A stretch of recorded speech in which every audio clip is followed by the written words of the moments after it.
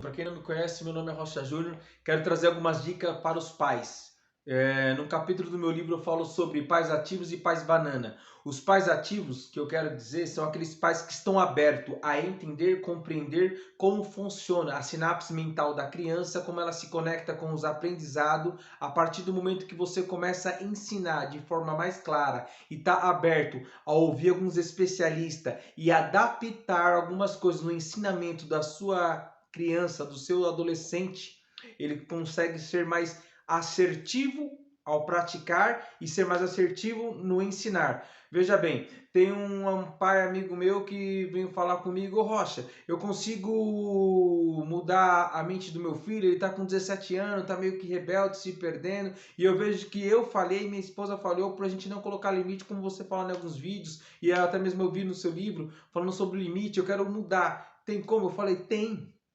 E como você vai mudar? Através do diálogo, através da compreensão, através de você falar com ele e colocar alguns limites, fazer ele entender aonde ele está errando, aonde ele está falhando, e você conversando com ele, você faz ele entender qual é o motivo, qual é o propósito mais correto para ele conseguir vencer aquela fase.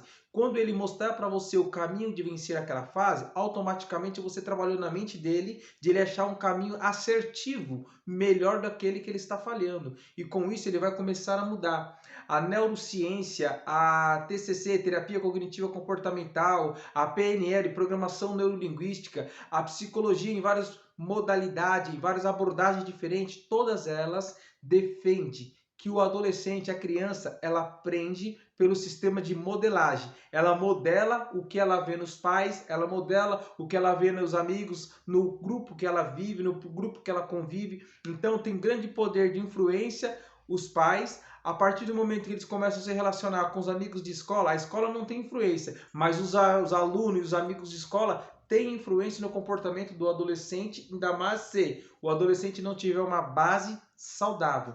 Por isso nós precisamos orientar nossos filhos quando ele vai para a escola, para o mundão, falar: "Filho, o mundo vai te oferecer várias coisas, mas escolhe o melhor caminho, escolhe as melhores amizades, as melhores companhias." Quando eu estava no mundão e não conhecia a Deus, eu prego a palavra de Deus, e quando eu não conhecia a Deus, minha mãe sempre me dizia da seguinte maneira: dizia assim: "Júnior, eu dei o nome para você de Antônio Carlos Rocha Júnior, o mesmo nome do que seu pai, para que você fosse diferente. E eu confio em você. Não vou te criar na barra da minha saia, porque eu creio que você vai ser um grande homem, você vai ser um servo de Deus, porque eu coloquei você nas mãos de Deus. O pai que você não tem presente, por seu pai ser separado e ser alcoólatra, eu coloquei você nas mãos de Deus para que Deus seja o teu pai."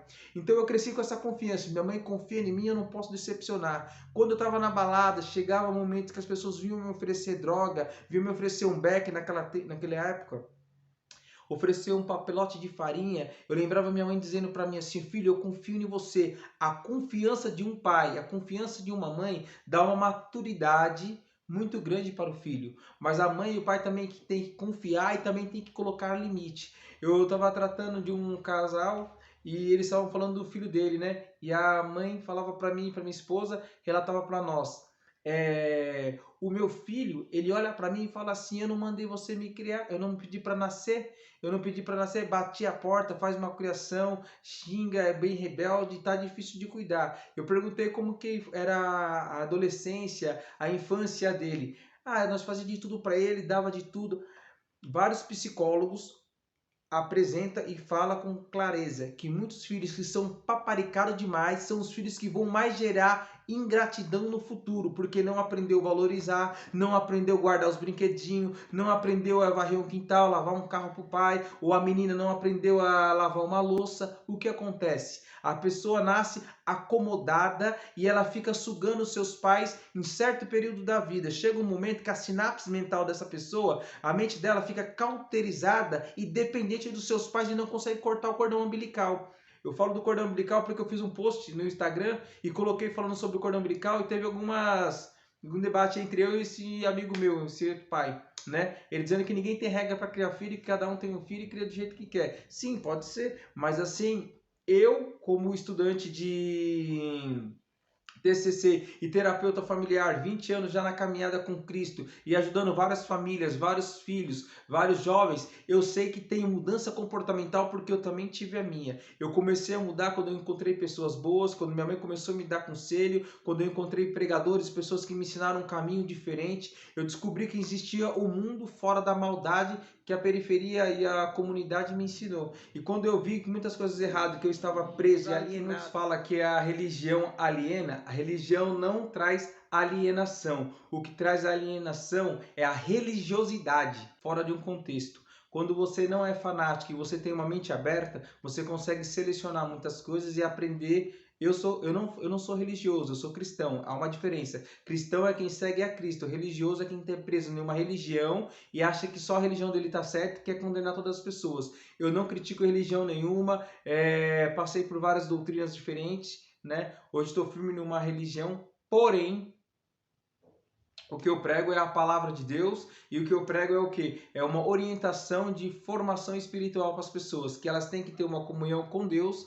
e cumprindo o que a Bíblia diz. Ensina o teu filho o caminho que deve andar, crescendo não se desviará dele. O ensinamento é a maior didática para você mudar a mente de uma criança. Não é no grito, não é batendo, é na orientação, entender, fazendo ele abrir a mente e você colocando o conteúdo. No meu próximo vídeo eu vou falar a importância que o pai e a mãe têm quando formam o caráter de uma criança para ele crescer saudável. Um exemplo, quando o pai e a mãe não colocam limite, o que acontece?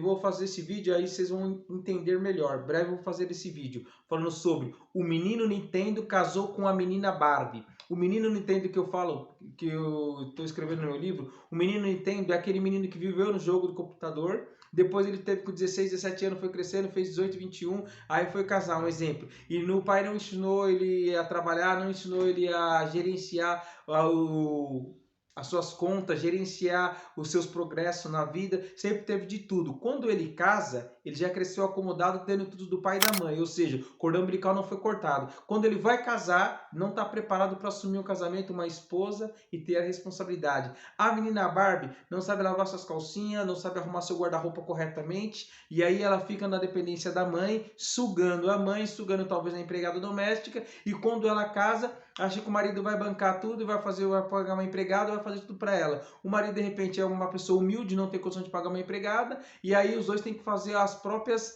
tarefas do lar. Ele não sabe dirigir um lar, ela não sabe dirigir uma casa, começa um conflito. Tenho atendido alguns jovens que têm se separado, tem um conflito no casamento, porque um quer jogar responsabilidade no outro e ninguém quer assumir a responsabilidade conjugal junto, de igual maneira. Um ajudando o outro, os dois avançando, e no tempo oportuno, quando tiver uma condição financeira melhor, contrata uma empregada. Se a casa não tiver condição de contratar uma empregada, que eles possam dividir as tarefas para não ficar pesado nem para ele nem para ela, e os dois ser justo, traçando um caminho melhor na vida matrimonial.